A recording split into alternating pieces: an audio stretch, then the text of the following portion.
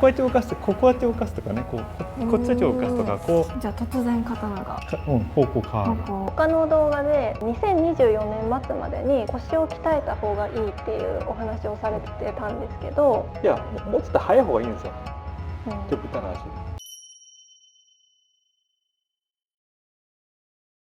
サムライトレーニングチャンネル、略してサムトレへようこそ。今回も土見門兼次とよろしくお願いします。今日のテーマは侍の体術についてになります。早速なんですが、侍の体術の動きについて通りにちょっと見せていただきたいんですが、そうですね、困ってます。何を出せばいいかが全く分からずですね。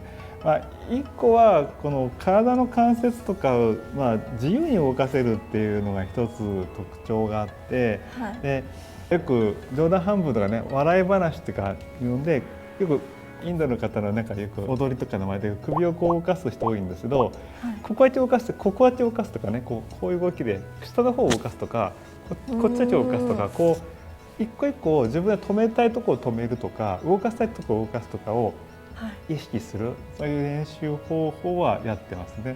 本当は武術でちゃんと見せればいいんでしょうけど、ここじゃできないんで、であとは関節でよくやってるこれですね、この動き、ここを点にしてこう動いていく、横から見るとこういう感じ。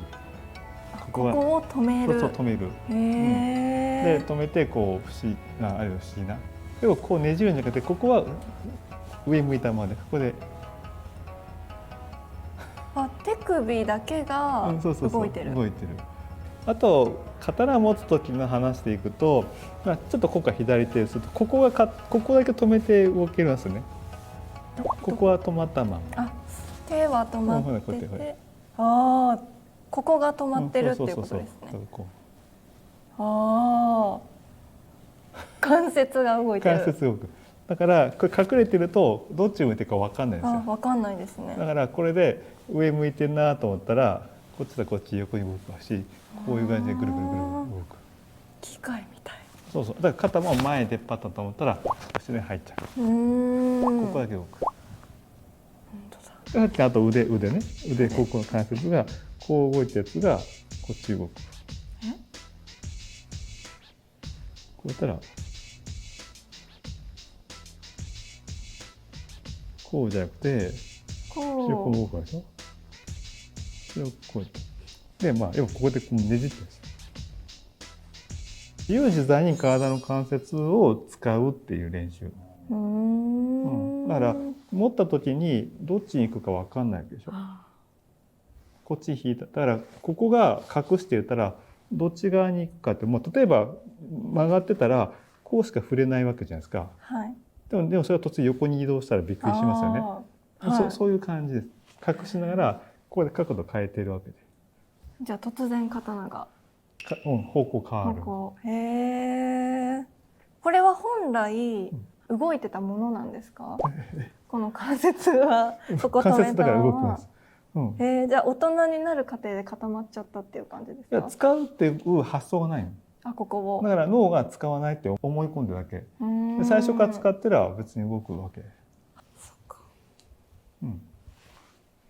あとだからぐにゅぐにゅこう動いていけばいいわけですよ。肩が。そう。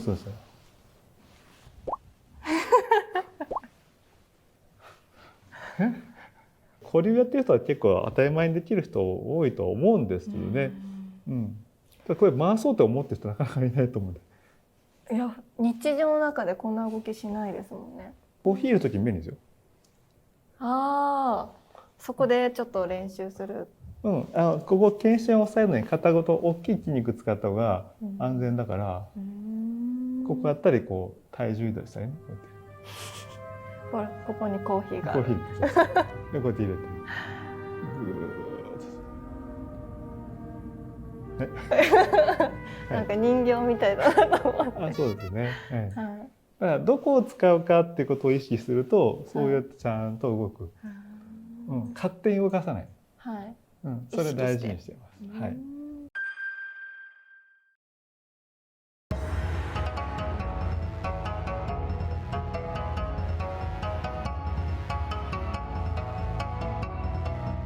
他の動画で2024年末までに腰を鍛えた方がいいっていうお話をされてたんですけど、なぜ腰を鍛えた方が？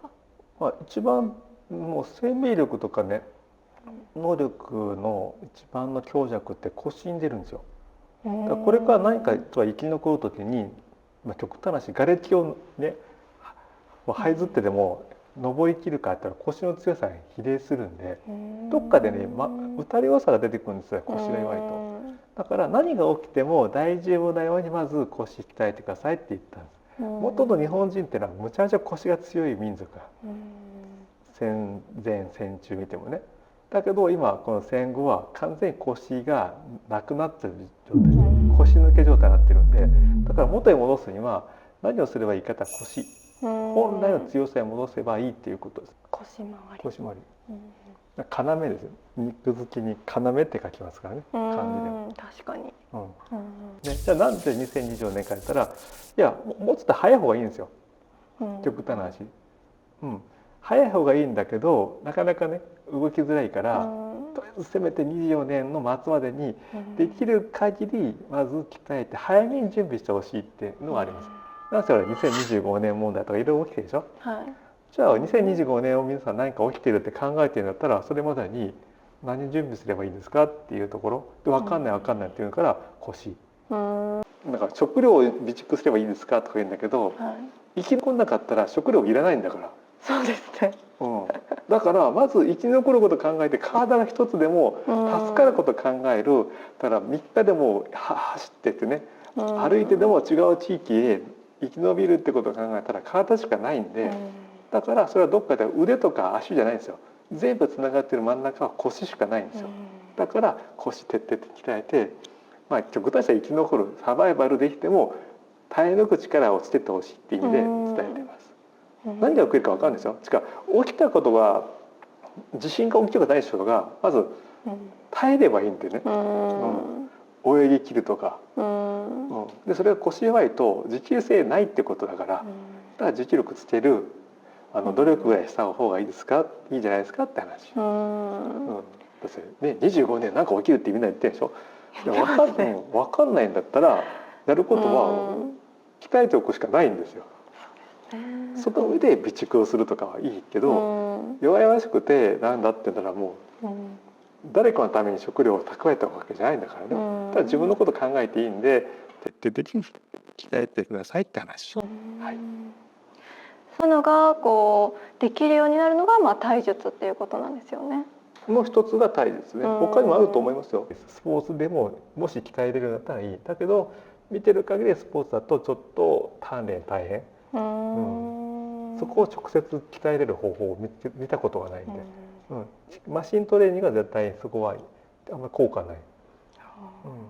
理由はここボディービルダーの方見たらここ薄いんですよ。